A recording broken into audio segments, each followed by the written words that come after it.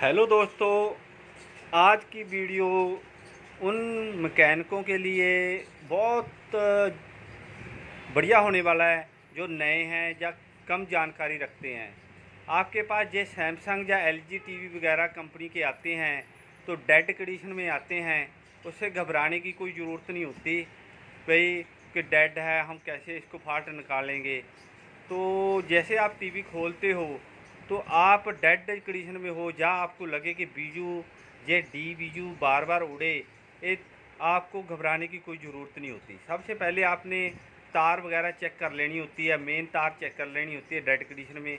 वो आपको सभी कारीगरों मैकेनिकों को जरूर पता ही है कि भाई कैसे सप्लाई चेक करनी होती है।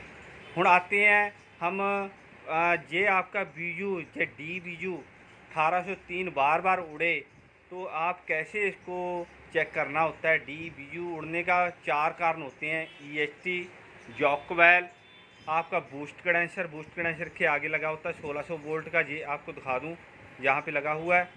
तो आपका सप्लाई लगी होती है। सप्लाई आपने हमेशा चेक कर लेनी होती है कि 110 बन रही है या नहीं बन रही। ये ज़्यादा बन रही है, ये आपको लगे कि बहुत ज़्यादा सप्लाई बन रही है, तो आप अलग से सप्लाई लगा के आप 110 बना सकते हो। फिर आते हैं भाई बीजू लगाने से पहले, जे डी बीजू लगाने से पहले क्या चेक करना होता है। जे बीजू जे आपने बिना चेक किए डी बीजू इस तरह ही लगा दिया, जे बीजू फिर उड़ जाता है। तो उसमें क्या करना होता है, लगाने से पहले आपने सबसे पहले जॉक वेल को निकाल देना है।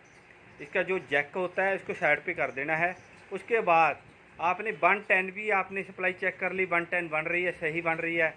जैसे हम डी बीजू निकालते हैं, एक ज़रूरी बात ये है, जैसे हम निकालते हैं तो आपका जहाँ पे इंडिकेटर जल जाता है, उसका मतलब ये होता है कि आपकी सप्लाई बोर्ड आपका सही है, सप्लाई सही बन रही है। फिर आगे चलते हैं, आगे जहाँ पे एक लगा होता है, बूस्ट कंडेंसर लगा होता है, जहाँ पे इसको 1600 वोल्ट बूस्ट कंडेंसर बोलते हैं। ये ओपन हो जाता है, कई बार ये फूल जाता है, ये आपको लगे कि फूल गया या फिर ओपन हो जाए तो ये बीजू आपका तुरंत ही उड़ जाएगा। इसका कारण भी ये होता है, ये बहुत कम होता है। पर उसके बाद ये आपके पास है 1600 वोल्ट का बूस्ट कंडेंसर, तो इसको पहले से ही बदल दें, ठीक है।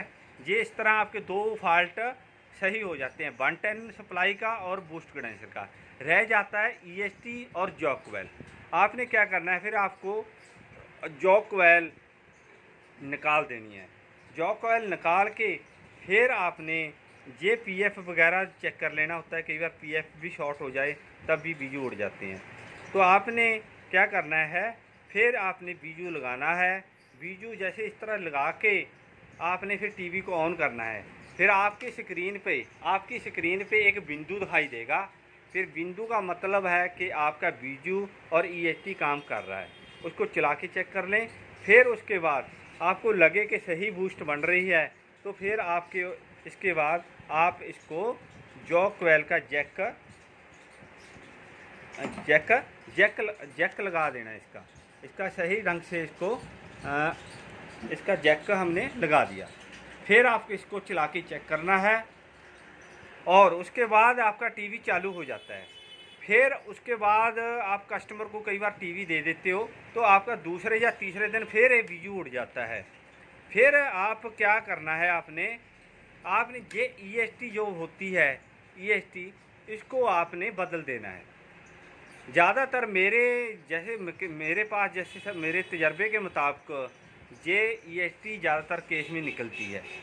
तो आप इसको बदल के आप अपना टीवी को चेक करें, जिससे आपका ये फॉल्ट निकल जाएगा। 90% ये फॉल्ट निकल जाता है। फिर भी ये कोई कारण कोई रह जाता है तो आपका ऊपर फिर एक जॉक वेल है, उसको निकाल के चेक करें उसमें कार्बन तो नहीं जमा।